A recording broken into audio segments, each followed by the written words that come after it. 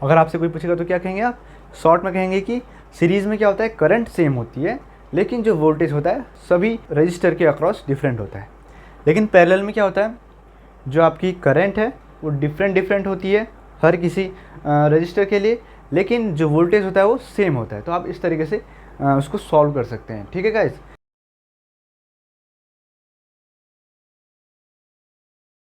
Hello guys, कैसे हैं आप लोग? मैं रोहित और आज आ गया हूँ मैं एक इंटरेस्टिंग सी वीडियो लेके। गाइस, आप लोगों ने एक फार्मूला पढ़ा होगा इक्विवेलेंट रेजिस्टेंस का, सीरीज़ में और पैरेलल में। सीरीज़ में आपने पढ़ा होगा कि R equivalent equal to R1 plus R2 plus R3, है ना। और पैरेलल में आपने पढ़ा होगा 1/R equivalent equal to 1/R1 plus 1/R2 plus 1/R3 and कितने भी आपके रेजिस्टेंस लगे उस हिसाब से कर सकते हैं। ठीक है। तो क्या आपने कभी गौर किया कि ये आता कैसे है? हमें इसका डेरिवेशन आना चाहिए कि ये आता क्यों है ना। इसके बीच का कॉन्सेप्ट अगर हमें पता होगा कि ये इस एक्सप्रेशन तक हम कैसे पहुंचते हैं, तो हम इससे रिलेटेड कोई भी क्वेश्चन आए हम उसे सॉल्व कर लेंगे, है ना। तो चलिए गाइस, आज हम डिस्कस करेंगे कि ये आता कैसे है। हम इसका फॉर्मूला डिराइव करेंगे। ठीक है। पहले मैंने लिया है सीरीज सर्किट, जो ये सर्किट है सीरीज़ में। ठीक है। तो चलिए शुरू करते हैं। सीरीज़ में होने का मतलब क्या है? सीरीज़ में होने का मतलब है कि जो पहला रजिस्टर मान लेते हैं R1 का सेकेंड एंड आपके अगले रजिस्टर के पहले एंड से जुड़ा हो, है ना। और सेकेंड जो रजिस्टर है उसका जो सेकेंड एंड है वो उससे अगले वाले रजिस्टर के पहले एंड से जुड़ा हो, है ना। ऐसे ही चलते जाएगा। और मान लेते हैं Rn, कितने भी हमें पता नहीं कि कितने लगे हैं।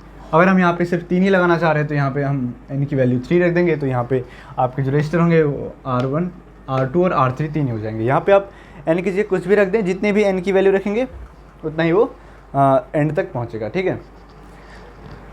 तो गाइस, एक चीज़ यहाँ पे नोट करने के लिए है, आप इसको नोट कर लीजिए। देखिए यहाँ पे गाइस, हर जो भी आपका रजिस्टर है उसके अक्रॉस जो वोल्टेज होगा वो डिफरेंट होगा। मान लेते हैं ये जो रजिस्टर है इसके अक्रॉस वोल्टेज V1 है, और जो आपका सेकंड है इसके अक्रॉस V2 है ना।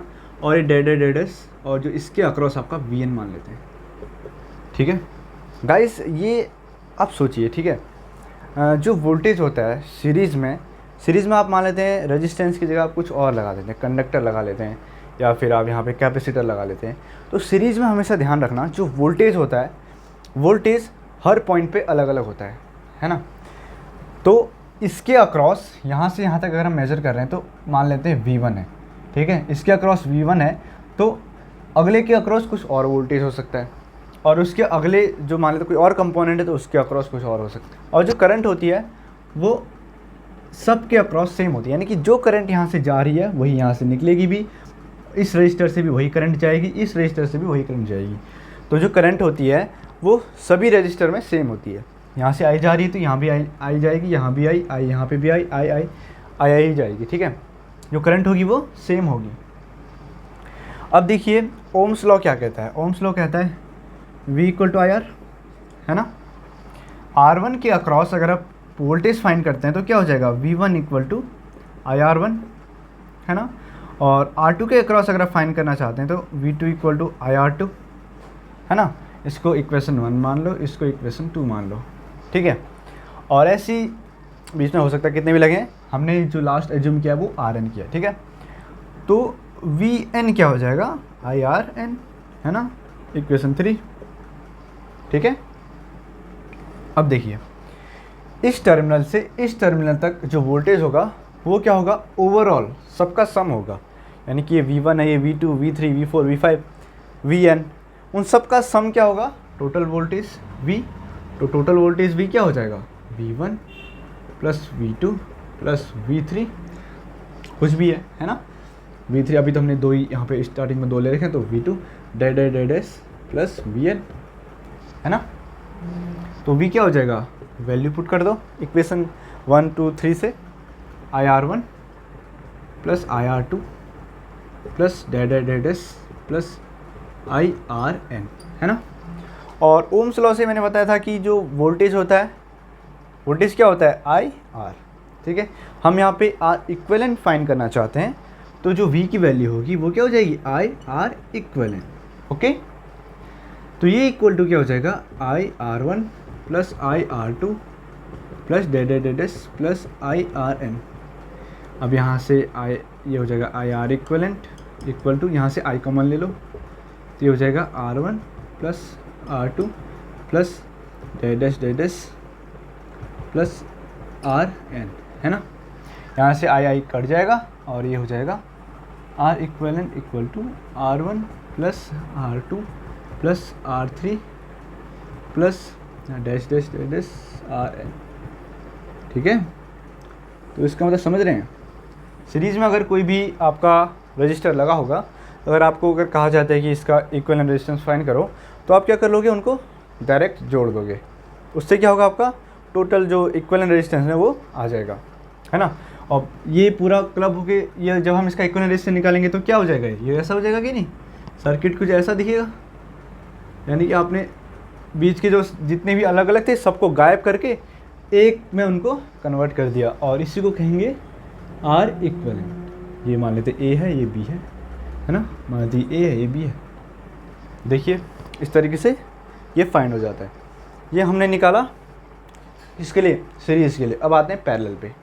अब बात करते हैं पैरेलल सर्किट के लिए। पैरेलल सर्किट क्या होता है, पहले देखिए।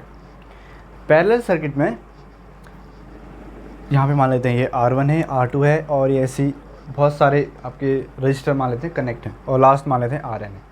ये सारे जितने भी आपके दिख रहे हैं रजिस्टर दिख रहे हैं, इनका जो पहला पॉइंट है वो सभी एक साथ कनेक्ट होंगे, और इन्हीं रजिस्टर का दूसरा पॉइंट क्या होगा, वो भी एक साथ कनेक्ट होंगे। दिख रहे हैं ना, ये जो जितने भी आपके रजिस्टर लगे हुए हैं, इनका जो सबका जो ये पॉइंट है ना, सबका पहला पॉइंट है वो एक साथ क्लब है। देखो ये और जो सेकंड पॉइंट है वो एक साथ क्लब है ना।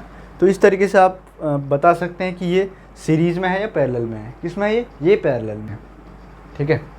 अब देखिए वोल्टेज, आपने देखा होगा कि जो वोल्टेज था हर किसी रजिस्टर के लिए अलग अलग था, है ना, लेकिन यहाँ पे सबके अक्रॉस सेम होगा। देखिए ये मान लेते हैं V है, तो टोटल वोल्टेज V है, तो यहाँ पे आपको जो जो रजिस्टर दिख रहे हैं सबके अक्रॉस वोल्टेज सेम होगा, ठीक है। जो वोल्टेज आपको यहाँ से यहाँ इस रजिस्टर में देखने को मिलेगा, वही वोल्टेज आपको इसमें भी दिखेगा, और वही वोल्टेज आपको हर किसी रजिस्टर में दिखेगा। लेकिन जो करंट होगी, जो मान लेते हैं यहाँ से I करंट जा रही है, ठीक है, तो जो ये I करंट है इस टर्मिनल से डिवाइड हो जाएगी हर किसी रजिस्टर के लिए। मान लेते हैं इधर पे I1 गई, तो इधर पे I1 नहीं जाएगी, यहाँ पे I2 जाएगी, ठीक है, और इधर I3, और इधर मान लेते हैं क्या गई आपकी, इसको इधर गई आपकी IN, है ना। जब आपका जो करंट है यहाँ से मानते कोई वोल्टेज सोर्स है, यहाँ से जो करंट जा रही है I जा रही है, तो वो इस टर्मिनल से अलग अलग रजिस्टर के लिए डिवाइड हो जाएगी, लेकिन जो वोल्टेज है वो सेम रहेगा, ठीक है। अब ओम्स लॉ क्या कहता है, ओम्स लॉ कहता है V इक्वल टू IR, है ना। यहाँ से देखो आपको एक टेक्निक सिखाता हूँ। देखिए जब आपने सीरीज़ में देखा था कि जो वोल्टेज है वो डिफरेंट होता है, तो हम वोल्टेज को ही लेते थे, है ना। V1 equal to IR1, V2 equal to IR2, लेकिन यहाँ पे करंट डिफरेंट है, तो यहाँ पे हम I1 I2 बोलेंगे। हम क्या करेंगे I equal to V upon R कर देंगे, ठीक है, और इसी से ही हम आगे को सॉल्व करेंगे। अब देखिए I1 क्या हो जाएगा, I1 हो जाएगा V अपॉन R1, क्योंकि V तो सेम है। R1 के लिए I1 क्या हो जाएगा V अपॉन R1, है ना, और ये हो जाएगा मान लेते हैं पहली इक्वेशन, और I2 क्या हो जाएगा V अपॉन R2, ये इक्वेशन 2, और ऐसे ही मान लेते हैं IN, तो ये क्या हो जाएगा V अपॉन RN, ये इक्वेशन थर्ड होगी, ठीक है। ये देखो इसको ना दिमाग में फिट कर लो कि पैरेलल में करंट आपकी अलग अलग होती है, तो हम वहाँ पे सॉल्व कैसे करेंगे, करंट को देखते हुए, ठीक है। आपने सीरीज़ में देखा था, वहाँ पे जो वोल्टेज है वो हर किसी रजिस्टर के अक्रॉस डिफरेंट होती है, V को लेते हुए सॉल्व कर रहे थे। यहाँ पे करंट डिफरेंट है तो करंट को लेके सॉल्व कर रहे हैं, ठीक है। यहाँ पे करंट सेम है तो हम करंट को लेके सॉल्व कर रहे हैं, ठीक है, और वहाँ पे ऐसा करें। देखिए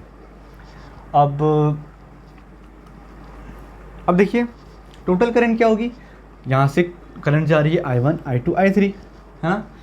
अब देखिए आपने किरचॉफ लॉ भी पढ़ा होगा। किरचॉफ लॉ क्या करती है, क्या कहता है, किसी पॉइंट पे इंटर करने वाली करंट उस पॉइंट से बाहर निकलने वाली करंट के बराबर होता है। सिंपल लैंग्वेज समझते हैं तो वो क्या कहलाएगा, ये कहेगा I equal to I1 plus I2 plus I3, है ना। जो करंट आ रही है वो चाहे डिवाइड हो रही है अलग अलग करंट में, लेकिन है तो वो सेम ही, है तो वो एक ही सोर्स से आ रखी है तो आई ही जो आपकी अलग अलग पार्ट्स में डिवाइड हो रखी है। तो जो करंट आई है वो I1 plus I2 plus I3, I3 नहीं है यहाँ पे, तो यहाँ पे बहुत सारे मान लेते हैं करंट है, तो हमने लास्ट वाला IN मान रखा है ना। अब देखिए वैल्यू पुट करिए, I equal to V/R1 plus V/R2 plus dash dash dash dash plus V/RN, ठीक है। और जो टोटल करंट क्या हो जाएगी आपकी, टोटल करंट हो जाएगी आपकी V/R इक्वलेंट, है ना। जैसे पहले सीरीज में क्या था वैसे ही है। अब यहाँ पे V/R1 plus V/R2 plus dash dash dash dash plus V/RN। अब देखिए इधर से आप V कॉमन ले लीजिए और VR equivalent equal to V common लेंगे तो ये क्या हो जाएगा 1/R1 प्लस 1/R2 प्लस डैश डैश डैश डैश प्लस 1/RN, है ना। अब जब V से भी कट जाएगा तो 1/R इक्वलेंट क्या हो जाएगा 1/R1 प्लस 1/R2 प्लस डैश डैश डैश डैश प्लस 1/RN। तो ये फॉर्मूला आपका डिराइव हो गया, ठीक है। ऐसा में तो हमने जो फार्मूला है सीरीज़ के लिए भी डिराइव कर लिया और पैरेलल के लिए भी डिराइव कर लिया, ठीक है। तो गाइस अब कभी आपको कोई पूछेगा कि ये जो पैरेलल के लिए और सीरीज़ के लिए ये जो एक्सप्रेशन होते हैं रेजिस्टेंस का, इक्विवेलेंट रेजिस्टेंस का, वो आता कैसे है। शॉर्ट में अगर आपसे पूछेगा कि एक कॉन्सेप्ट बताओ शॉर्ट में, तो आप क्या कहेंगे, सीरीज़ में आपकी करंट सेम होती है लेकिन जो वोल्टेज होता है डिफरेंट होता है, तो हम इस तरीके से फाइंड कर सकते हैं। लेकिन आप क्या कहोगे, पैरेलल में करंट डिफरेंट होती है लेकिन वोल्टेज सेम होता है, इस तरीके से हम फाइंड कर सकते हैं, ठीक है। गाइस मैं इस चैनल पे JEE, NEET, class 11th, class 12th, SSB, NDA इन सब की तैयारी कराता हूँ, और हम इस चैनल पे बहुत इंटरेस्टिंग फैक्ट भी डिस्कस करते हैं। तो गाइस आज के लिए इतना ही, अगले वीडियो में मिलते हैं, तब तक के लिए bye bye. Thanks for watching the video. Do subscribe the channel and hit the bell icon. Thank you so much.